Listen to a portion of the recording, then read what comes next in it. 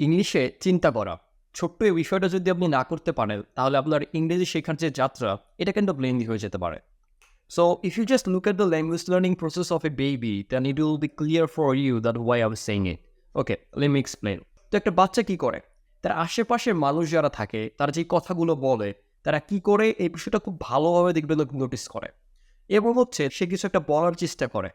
তো যখন কিনা একটা বাচ্চা সবাইকে দেখতেছে কথা বলতে এবং সে আসলে তার ব্রেইনে ক্যাচ করতেছে যে কোথায় কি বলতে হবে এবং সে সেই অনুযায়ী বলার চেষ্টা করে। একটা মুহূর্তে গিয়ে সে বাচ্চাটা হয়তো ক্লিয়ারলি বলতে পারে না, হয়তো ভুল বলে। কিন্তু সে শুনতে থাকে এবং সে বলার চেষ্টা করতে থাকে। তো এই প্রসেসের মাধ্যমে একটা বাচ্চা একটা ভাষা শিখে। ঠিক এইভাবেই আমরা আমাদের বাংলা ভাষাটা শিখেছিলাম।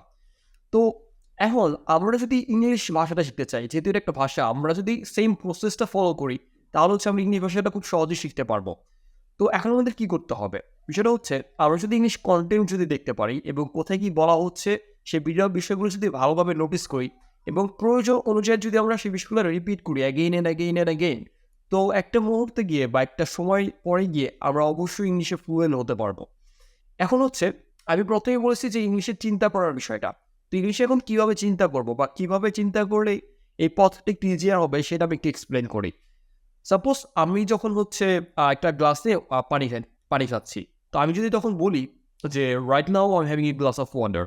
যখন আমি পানি খাচ্ছি তখন আমি এই কথাটা যদি আমি মনে, মনে যদি চিন্তা করি, তো বিষয়টা হবে কি যে আমার ব্রেইন এই ল্যাঙ্গুয়েজটা আস্তে, আস্তে ক্যাচ করতে পারবে। কারণ আমি যখন পানি খাচ্ছি তখন আমার সামনে একটা সিচুয়েশন ক্রিয়েট হইতেছে। একটা রিয়াল লাইফ সিচুয়েশন। এবং ওই সিচুয়েশনের মধ্যে আমি ওই ভাষাটা ইউজ করে আমি আমার ব্রেইনকে বোঝাচ্ছি যে আমি এখন এই কাজটা করতাছি। তো ঠিক এই প্রসেসটা আমরা যখন ফলো করব, তখন দেখবেন যে খুব ইজিলি ইংলিশে আমরা ফ্লুয়েন্ট হতে পারবো। এই ফ্লুয়েন্ট হওয়ার যে যাত্রা, এটা খুব বেশি সহজ হয়ে যাবে যদি আমরা ইংলিশে চিন্তা করতে পারি। যখন আমরা পড়বো, right now I am reading, so পড়া শেষ, I have already finished my study. তো এইভাবে ওনাদের চিন্তা করতে হবে এবং ইংলিশ কন্টেন্ট অনেক বেশি হেল্পফুল হতে পারে।